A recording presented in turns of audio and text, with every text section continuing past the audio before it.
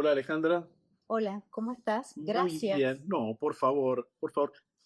A ver, ¿en qué momento te empezó a fascinar la economía como para adentrarte en eso que es como mandar un cohete a la NASA para mí? O sea, qué sé yo. Mira, vos sabés que la economía me eligió a mí, ¿Cómo es Por- eso? porque yo elegí el periodismo. Sí, ¿Ah? Yo elegí el tenés periodismo magíster, tenés de todo, estudiaste a full con eso. a full, siempre supe que quería ser periodista, que quería trabajar en una redacción gráfica, que es de donde me formé, pero empecé haciendo espectáculos. Nada que Me ver. suena, me suena eso, sí, sí. Empecé haciendo espectáculos porque se dio la oportunidad y además me fascinaba. eh, y en un momento empecé a trabajar en El Cronista, que en aquel momento era El Cronista Comercial. Sí, claro. Entonces, ahí, vos te acordás de la Guerra del Golfo, yo Sí, estaba por en el supuesto. 91, Sí, sí, 92, sí. Dormí en un sillón esperando en Radio Rivadavia. bueno, el Cuando año estaban en el edificio de Arenales. Arenales. Sí, claro, bueno. 2467 si no me equivoco, en un Exacto. sillón, porque estaba haciendo toda la trasnoche y me quedé a ver si misileaban algo y dormí un rato en la gerencia en un Y sillón. sí, y bueno, Sí, era así, sí, sí, sí, porque claro. Sí, se digo, trabajaba. no había internet, No, no, no, no. trabajábamos con otros. Teletipos, cables, ese tipo de cosas, ¿sí? Exactamente. Sí. Bueno, estalla la Guerra del Golfo. El Cronista Comercial, en aquel momento, tenía solo 2 páginas internacionales en el total del diario. El subdirector, Jorge Castro, dice, esto hay que cambiarlo, porque de ninguna manera nosotros en 2 páginas podemos resolver la cobertura de una guerra, y entonces deciden editorialmente que el diario pasa a tener la mitad del diario internacionales y la mitad del resto. Y empiezan a llamar eh, voluntarios. Mm, Porque además la sección internacionales era Jorge Castro y Guillermo Ortiz, me acuerdo. claro. Nadie más. Y no daban abasto, podían escribir Estaba con cuatro María manos. Oliva y Maturi. No había gente. Sí. Entonces, bueno, yo dije, bueno, voy a probar algo duro. Le gustó mi laburo y quedé en internacionales a posteriori de la guerra, siendo América Latina. Y empieza el Mercosur. Viste que a veces los caminos te llevan a Roma. Sí, sí, sí, sí, sí, sí. Como uno se deja llevar, ¿no? Uno va por ahí, transita, no, no fuerza nada, ¿no? Totalmente. Bueno, empieza el Mercosur, no había nadie que se dedicara a ese tema, había que leer, eh, todos, Todo to- nuevo. todo, ¿no? Nadie sabía de qué se trataba, ¿no? Las negociaciones arancelarias, había todo, digo, una armonización de lo que es hoy el nomenclador común del Mercosur, que había que negociar entre Argentina, Brasil, Uruguay, Paraguay. Nadie hacía eso. Entonces, como yo había tenido la experiencia política latinoamericana, entre Jorge Castro en ese momento, Néstor Siboni y Daniel de la Costa, que hoy ya no está entre nosotros, pero lo recuerdo con mucha gratitud, dice, esa chica. Entonces me llaman un día, los tres, ¿escuchás esta situación? Te lo pido ¿Qué por hice? favor. No, claro, decir, Me rajan. ¿qué habré hecho? ¿Qué escribí? Empezás con Y para esas acá cosas. le mandé. Claro, ¿viste? Empezás con la paranoia de decir, cuando te llaman, decís siempre es para cagarte a pedo, ¿no? Siempre.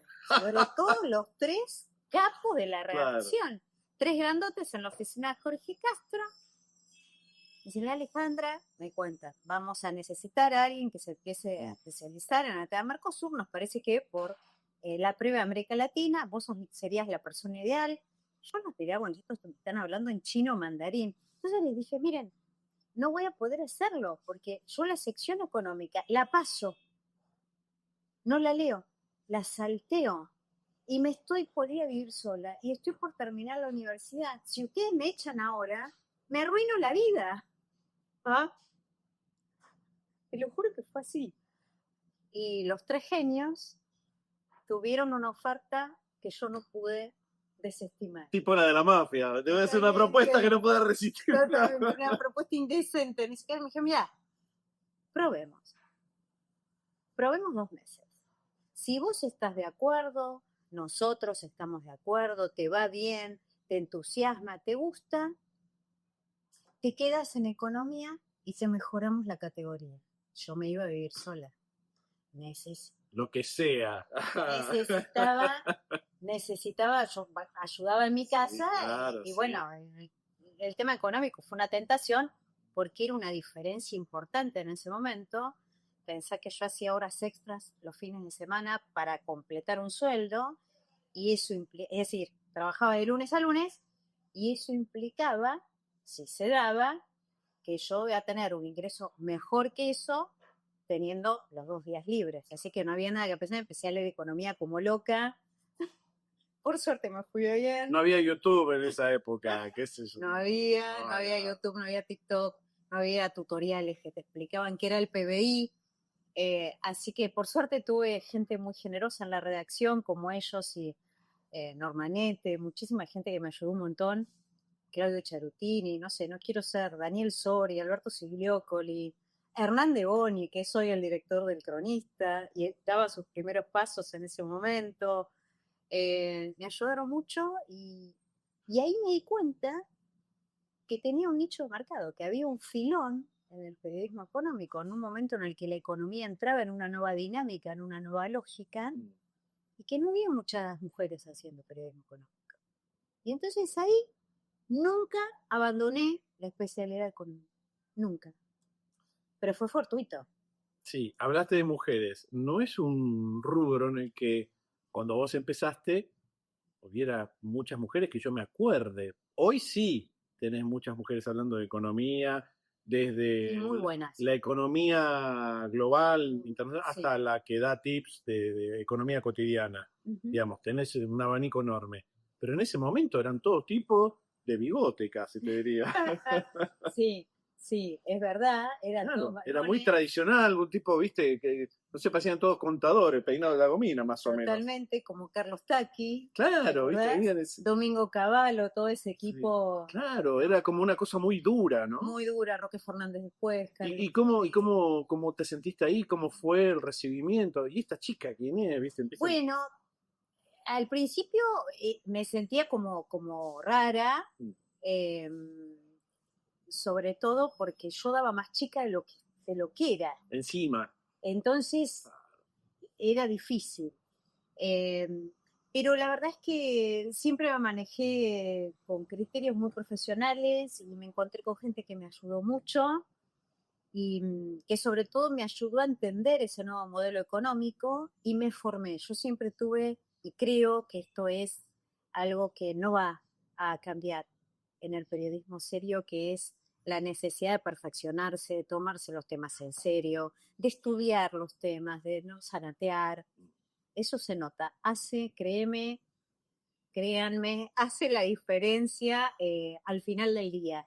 Y creo que eso fue lo que me permitió hacer mi camino, por supuesto con la ayuda de pioneras como Normanete, que ya la nombré, Silvia Neistat, Eleonora Guzmán, que eran, wow, viste que vos las veías, se hacían Silvia Pisani en su momento, no sé, que vos las veías, decís en Clarín, en Nación, claro. Eran las pocas que habían empezado a marcar la huella y veníamos nosotras atrás con nuestros estiletos. Y a ver, porque lo más cercano a la economía que estuve es el diálogo que tengo por WhatsApp con mi contador. Haces bien. Sí, claro. Y resulta muy gracioso porque todos los veranos cambiaban las reglas de juego en ese país, que te cambian todo el tiempo, permanentemente. Entonces yo siempre, era el chiste habitual, feliz año nuevo, supongo que no te vas de vacaciones, ¿no? Claro. ¿Cómo se lleva la economía de este país o cómo llevaste la economía de este país? Ahora es un poco más estable si querés, pero donde todos los años cambiaban las reglas de juego de todo, pero era un cambio radical de miles de cosas. Sí. Digo, ¿cómo se aprende todo eso en 2 minutos para desarrollarlo, para explicarlo? ¿Cómo es eso? Bueno, la economía argentina es cíclica, ¿no? Lamentablemente es cíclica. Ojalá podamos en algún momento romper Claro. ese círculo, ¿no? Sí que en cuanto a las crisis, digo, ¿no? 10 años, ¿no? Claro, más o menos 10 años, pumba, cambia de nuevo. Hoy lo que me pasa con la experiencia que yo tengo es que a veces veo venir un tema, ¿no? A veces veo, esto yo lo vi, esto yo lo cubrí, Déjà vu. Déjà vu. Por el lado profesional está bueno, porque ya tenés las herramientas incorporadas para capear ese imprevisto. Ahora, el periodista económico no es de amianto. Mm. Somos seres humanos y las crisis también me afectan, ¿no? Porque sabés que eso implica pérdidas de puestos de trabajo, pérdida de inversiones, cierres de fábricas, deterioro social, caída de muchas familias de las clases medias bajas o de las clases medias a las bajas y de las bajas a la pobreza y a la indigencia. Y eso duele un montón en la Argentina, es lo que no logramos encontrar el antídoto. Te dediques al periodismo económico o al que sea, ¿no? Lamentablemente. Hablabas recién de que los periodistas no son de amianto y que saben todo lo que puede pasar. Pero a veces vos escuchás hablar a periodistas que trabajan en economía y parecen esos médicos que tienen que estar curtidos ante la enfermedad de los pacientes porque si no se involucran demasiado. Pasa un poco eso, tenés que tomar como una distancia porque si no se nubla la mirada. Para mí es importante explicar, cierto. Para mí es importante explicar. Tratar de bajar la economía que parece de la estratosfera, esa cosa inentendible que era para mí al principio. Reitero, yo pasaba entera la sección económica, no leía una sola noticia, me parecía un rejunte de siglas inentendibles y hice todo ese camino para desandarlo y me parece que es muy importante y una responsabilidad también de los periodistas que hacemos economía, tratar de explicar, porque si vos no entendés, vos solo podés explicar si lo entendés. Claro, claro, sí. Y creo que cuando vos no entendés, te pones todo duro, formal y acartonado para disimular que en realidad no estás entendiendo nada de lo que estás hablando. Esto es así, listo, no jorobe, no pregunte demasiado, no repregunte. Claro, claro. Como te hacen muchos ministros, ¿no? Claro. Muchos ministros te dicen eso, ¿no? Entonces, está bueno ese intercambio, ir conociendo a los grandes jugadores del sector, los economistas, los ministros, exministros, empresarios, sindicalistas, todo, hablar con todos. Eso también es un buen método en el sentido de que te obliga a mirar una situación, un modelo económico, una decisión, una resolución desde los distintos puntos de vista, que es un poco la actitud en sí misma del periodismo, ¿no? Tratar de mirar un hecho desde distintos puntos de vista para poder aportar las distintas miradas, no solo la que uno tiene. Bueno, nos corremos de la economía y buscamos a la persona, Alejandra. En realidad vamos a buscar a Alejandrita. ¿De qué barrio eras? Yo nací en Villa Crespo. Bien. Villa Crespo. Mi papá me llevó una vez a un pancho. Se le ocurrió llevarme a la cancha un día. ¿Atlanta? Sí. Ah, pa. Atlanta Chacarita. Ah, re tranqui. Re tranqui. Tu viejo un visionario también, ¿eh? Un partido... Fue tremendo. Dice que terminamos, yo por supuesto no me acuerdo nada, que terminamos tirados en el piso, de la ría mío. Sí, una tradición, digamos. Sí. Así que Villa Crespo, Atlanta. ¿Y a qué jugaba? Soy bostera. Y después nos mudamos a Caseros. Ajá. Cuando yo era chica nos mudamos a Caseros porque vivíamos en un departamento muy chico. Y ahí pasaste a casita. Pasamos a una casa, mamá y papá pudieron comprarla, tenía perro, gato, tortuga. Vereda, espacio para jugar. El quemado. Eso, te iba a preguntar los juegos, ¿qué hacían en la cuadra? Porque era época de bicicleta. Venía a merendar, ese tipo de cosas, las casas de puertas abiertas, digamos. A la siesta no se juega en la calle, salían todos los vayan a dormir. Porque hacíamos un lío bárbaro. Claro, sí. Pero qué lindo eso. Eso no pasa ahora. No, es imposible. En los pueblos puede ser, pero acá es imposible, lamentablemente, es algo que se perdió. Los carnavales. La guerra de bombitas. Las guerras de bombitas, los manguerazos. Balde de agua también. Balde de agua, los grandes jugaban con los baldes de agua, sí, es divertido eso, me gustaba. El quemado era como mi favorito. Mira vos. Sí. ¿Y en qué momento, cómo eres como alumna? Muy buena. Muy buena. Muy buena. Siempre me gustó mucho estudiar, la verdad. Me encanta hoy estudiar. Siempre fui cuadro de honor. Ah, miércoles. Segundo promedio en el liceo de chicas, 9.22, Uf. altísimo. Sí, me gustaba. ¿Y en qué momento te picó el bichito del periodismo? ¿O eras así medio chusma de toda la vida? No, no, cuando tuve que decidir la carrera universitaria. Cuando tuve que decidir la carrera universitaria, elegí letras, Ajá. porque yo escribía y me gustaba mucho escribir. Hice la mitad de la carrera y ahí me di cuenta que me gustaba escribir, pero no, o sea, no ficción para ganarme la vida. Y ahí me di cuenta que había otros tipos de escrituras. Claro. Y me pasé a Ciencias de la Comunicación en la Universidad de Buenos Aires. Y fui una de las primeras, creo, porque la UBA no tenía esa carrera, la dictadura la había prohibido, ¿no? Sí, éramos peligrosos. Exactamente. A veces parece que seguimos siendo. Sí. Pero bueno, Este, de luchar por la libertad de expresión y de ideas sí. también se trata nuestra profesión. Sí, sí. Y de escucharnos también y de no pelearnos entre nosotros también, ¿no? Podemos discutir, pero no pelearnos, ¿no? Pero bueno.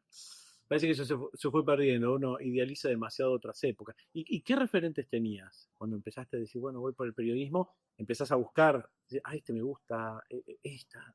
¿Quiénes eran? Magdalena, con quien después los años me dieron la oportunidad de trabajar con ella en Río Mitre, ¿no? Claro. Tenía su programa. Magdalena tempranísima. Sí, sí, cómo olvidarlo. Yo la escuchaba, para mí era una referente. Ella, Marta Lamas, su productora de toda la vida. ¿Cómo? De toda la Palabras vida. mayores. Sí, palabras mayores. Sí. Así que sí, yo siempre busqué los referentes femeninos, que no eran muchos. No, claro. Pero siempre me pareció que las mujeres tenemos una manera, como la vida misma, una mirada diferente, un aporte complementario. Sí, y que buenísimo que se pueda complementar con la mirada hombre machista, si querés, de las cosas, que supone que el mundo es así cuadrado como lo vemos, y en realidad tiene otra forma, ¿viste? Forma, sí. Sí, asumo la parte y por eso Dios me ha dado muchas mujeres en la vida, así que empecé a mirar la vida de otra forma. Sí, tampoco es, a ver, por eso dije complementario. Sí, ¿no? por supuesto. Tampoco esta cosa con la que yo no comulgo, de que hay solo una manera femenina de mirar las cosas. No. No. Me parece que la igualdad de género y la necesidad de luchar por más mujeres en los puestos de liderazgo a nivel general coincido con ese objetivo, me parece que hay que trabajar en eso, pero no hay que imponerlo, me parece que los géneros somos complementarios y la vida se trata de eso, ¿no? De poder coincidir aún en las diferencias. ¿Y cómo pudiste complementar tu faceta profesional con tu vida personal? Porque el periodismo es muy parecido a la medicina en cuanto que sos 24 horas médico, 24 horas periodista, todo el tiempo estás laburando. Incluso cuando vas a una fiesta te preguntan, che, ¿y esto qué onda? ¿Cómo la ves? Claro, ¿qué te parece? Uno va a un evento y te dice, che, ¿y Wanda? Bueno, me imagino el periodista, che, ¿qué onda el dólar? Y esa cosa. No, a mí lo que me pasa que es muy incómodo en un casamiento, un cumple de 15, karaoke, lo que sea, che, te empiezan a contar, tengo tanta plata ahorrada, yo no quiero que la gente me cuente las intimidades de sus ahorros, ¿me entendés? Porque no sé qué decirle, si no sería millonaria. No, y que aparte le ¿No? decís algo, no sé, compra bonos. Y los Claro. bonos caen así y te vienen a buscar, te dice, me fundí por tu culpa. ¿Viste qué es eso? Y esta cosa de dar por sentado que te pueden contar cosas que no dejan de ser íntimas, como los ahorros de una persona, ¿no? Sí, es difícil compatibilizar. La vida personal tiene sus costos en armonía con esta profesión, Sí. porque es una profesión que a uno lo apasiona. Entonces, creo que cuando uno forma una pareja, forma una familia, tiene que estar con una persona que entienda esa pasión, no desde y que no se ponga a competir. No, porque claro. que son cosas distintas, ¿no? Sí, que son pasiones diferentes. Pero sí, se trabaja un feriado, se trabaja el fin de semana, yo tengo mi programa los domingos, de 15 a De 17. 15 a 17, Sobremesa sobremesa de de noticias en Radio Rivadavia. Voy con Vicenzo muchas veces cuando el fin de semana estoy ¿Cuánto con él. tiene? 9 años. 9 años.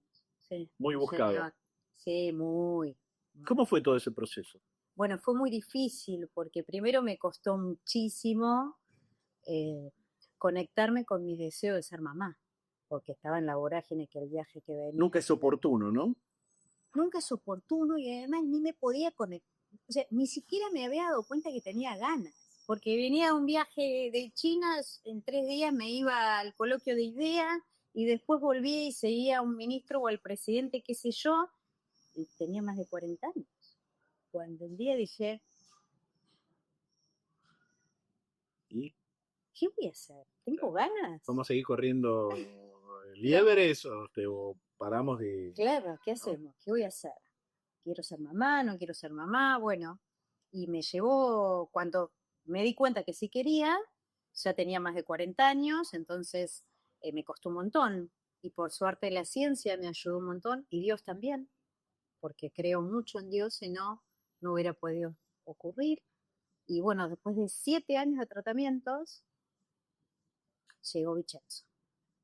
¿Y entonces qué pasó en esa vida donde las prioridades de golpe, ¡puf!, desaparecen, se mueven, todo lo que era ultra importante pasa a ser último y las prioridades, Cambió mi vida. sí, ¿no? Mejoró, cambió mi vida. Yo siempre le digo a él lo mismo que te digo a vos, el mejor título que tengo es ser la mamá de Vicenzo. Sin duda, o sea, no hay nada que me provoque más placer que estar con él, que disfrutar con él y compartir con él. Para mí es súper importante que él me vea trabajando, que él vea una mamá, mujer profesional, apasionada por lo que hace, porque es una manera también de educar a las nuevas generaciones. Absolutamente, claro. Una mujer independiente, como dicen tanto ahora, empoderada, digamos, como si fuera un título de nobleza, pero en realidad es que no depende de nadie. Que sos económicamente autónoma.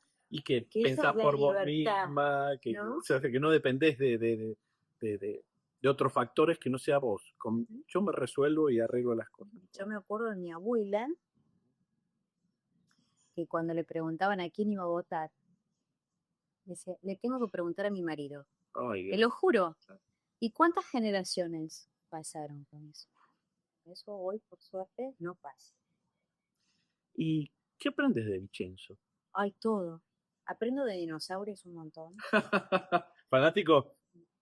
Fanático. Fueron a ver la última de... El día del estreno. Bueno, ok, entiendo el nivel de ansiedad. Sí, claro. Sí. Te quemó la cabeza cuando se enteró que venía la película, te quemó la cabeza. Sí, la promo, claro. Y me dijo, tal día vamos a ir. Bueno, efectivamente, fuimos con otra mamá y 2 amigos que gritaban cada vez que apareció una especie en la pantalla. ¡Ese es un dilofosaurio! No sé qué. Bueno. Sí, es un fanático de los dinosaurios, así que aprendo un montón. Y aprendo de pájaros. Ajá. Por ejemplo, él dice que se va a dedicar al avistaje de aves. Bien. Entonces tengo la mitad de su biblioteca destinada a enciclopedias de dinosaurios y la mitad ahora está proliferando las especies de aves. Bien. Por regiones. Okay. Entonces está... 9 años, ¿no? Está todo como prolijamente, porque no es lo mismo la Mesopotamia, que claro. la zona centro, no mezclemos, que la cordillera, entonces está todo perfectamente organizado y yo no sabía que era así que perdón mi ignorancia, de eso estoy aprendiendo un montón. ¿Ya te pidió los binoculares? Sí, ya Bien. Tiene 2 pares. Claro. Okay. Sí, es tremendo. Sí. Tremendo, no. Y también aprendo a relajarme. A que si un día estoy embarrada hasta acá, bueno, no pasa nada, que me tuve que comprar botas de agua para cruzar charcos y hacer un avistaje en Colón de aves de no sé qué tipo, sí. Y entonces, bueno, nada, eso. Sí, me humaniza. Bien, claro, exactamente, claro. Te saca de los eso números. Mis amigas, ahí no hay números. No, ¿no? O como mucho que cuente los pájaros que hay nomás, ¿no? totalmente. Pero bien, mira vos, qué interesante eso. ¿Y qué tiene Vicenzo de vos? Mucho este testarudo. Uy, Dios. Es pisciano, pero este testarudo, como si Duelo de fuera. titanes a la Sí, hora de sí, alguna sí, discusión, una sí. pulseada ahí, sí. Por ejemplo, diálogo. Sí. Tenés que mejorar la letra, porque la verdad que es difícil entender. Si vos mejorás la letra, te van a poner mejores notas y entonces yo te voy a premiar, escucha atentamente y después de un sorbo de su leche chocolatada, me mira y me dice, Ma, ¿vos te diste tu letra? Y tiene razón. ¿Chequeaste que no fuera un enano? Así que los diálogos son desopilantes, pero es también muy alegre, y yo creo que también lo soy, y es cariñoso, ¿sabes?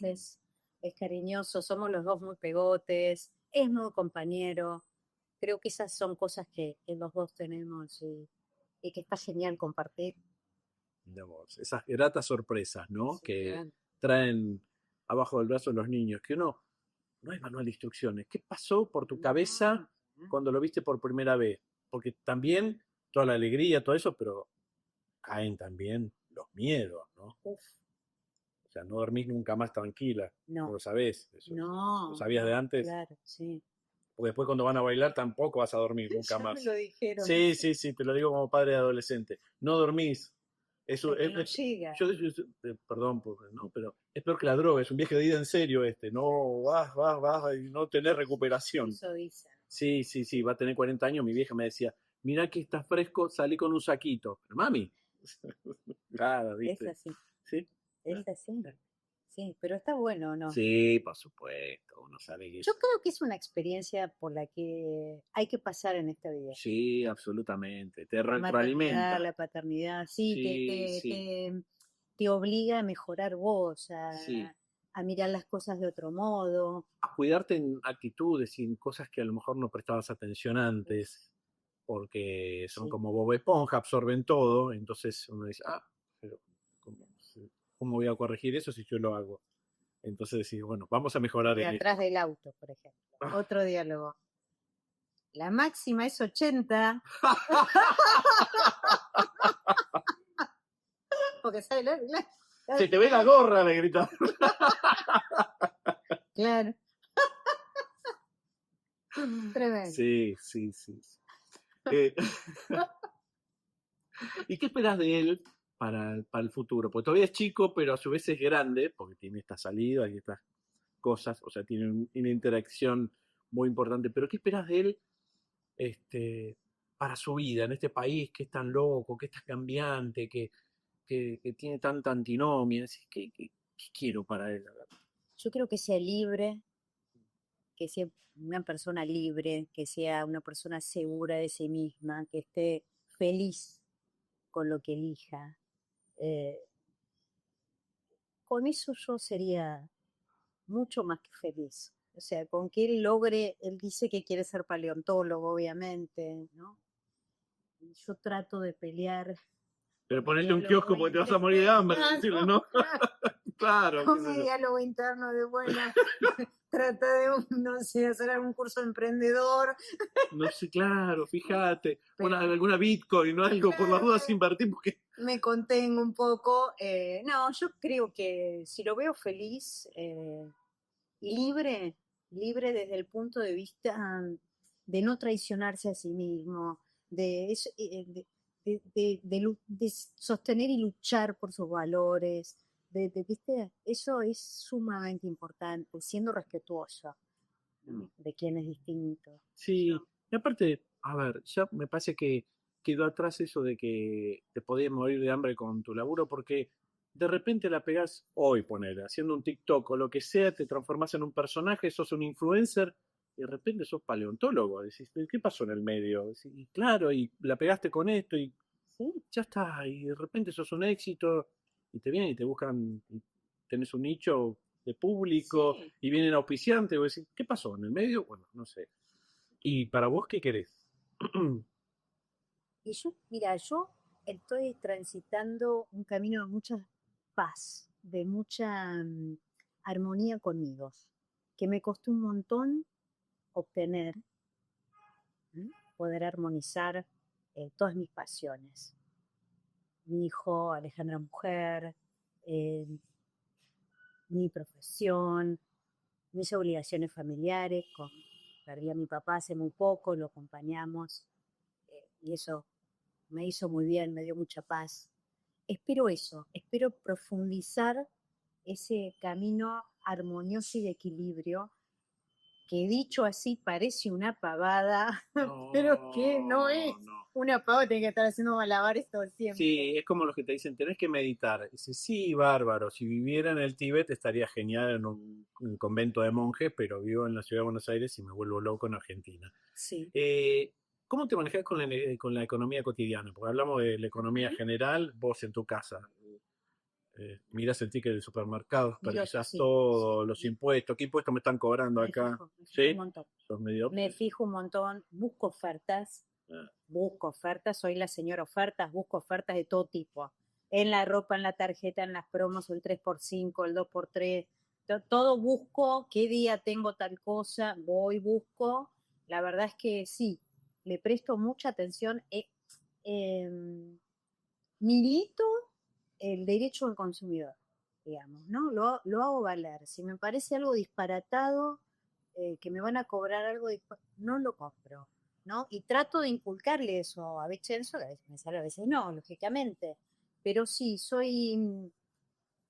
trato de ser ortodoxa, porque bueno, tengo un hijo muy chico que depende de mí y eso lo tengo siempre muy presente y no quiero comprometer ni su futuro ni comprometerlo a él con mi vejez, así que trato de ser muy previsora y cuidadosa con eso y, y me doy gustos, pero siempre trato de pensar, ¿esto lo necesito? Los voy a usar. ¿Cuántas veces lo voy a usar? ¿En serio? ¿Realmente? Sí, Y entonces hay que decir, totalmente. mejor lo guardo esto para después que por aquello a lo mejor. Totalmente. Y arreglo cosas. Sí.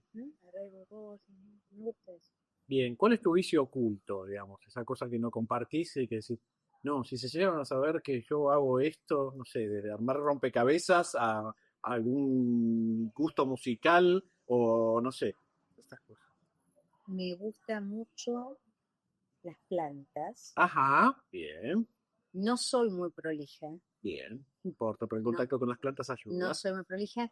Entonces, eh, a veces hago unos chiqueros sopilantes en el balcón y me podés ver con un moño, barro en la mano. No sé, sí.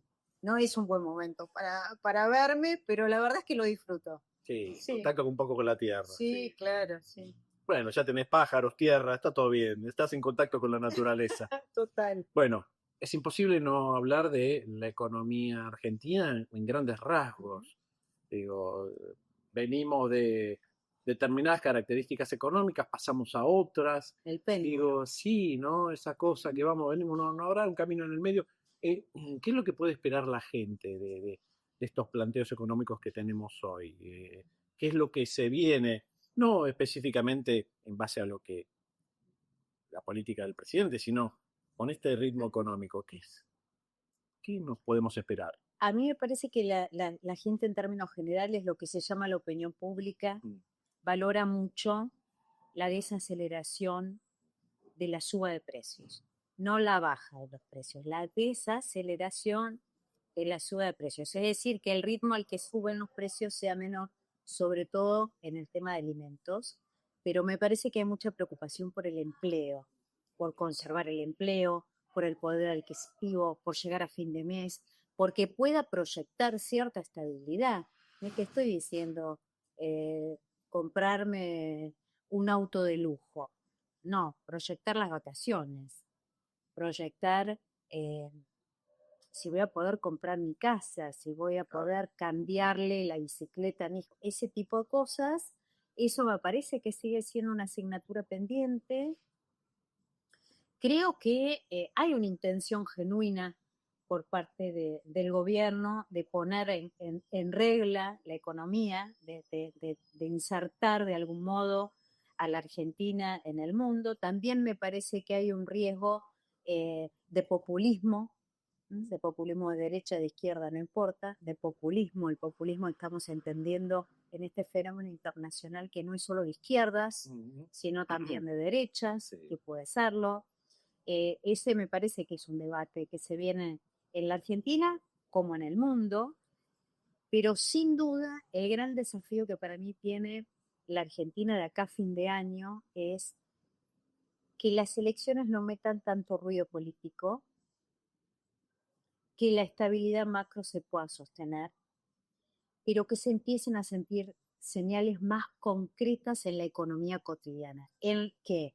En inversiones reales, en puestos de trabajo reales, en un alivio para el bolsillo, para quienes trabajan. Si no, me parece que es mucho el esfuerzo y la paciencia que se pide. Sí. Y el rendimiento, decís, bueno, ¿cuándo llega lo mío? Claro. ¿Viste? Como que la zanahoria sigue estando muy lejos. Sí. Estamos muy acostumbrados siempre, necesitamos un esfuerzo. Sí. Okay. Y en eso hay responsabilidad, por supuesto, de los gobiernos, gobierno nacional y gobiernos provinciales, pero también de toda la dirigencia, del empresariado, de los sindicatos. Me parece que de toda la dirigencia en general, de la iglesia, de distintas fuerzas políticas. Alejandra, un placer enorme esta charla y conocerte. Para mí también, así que muchísimas gracias.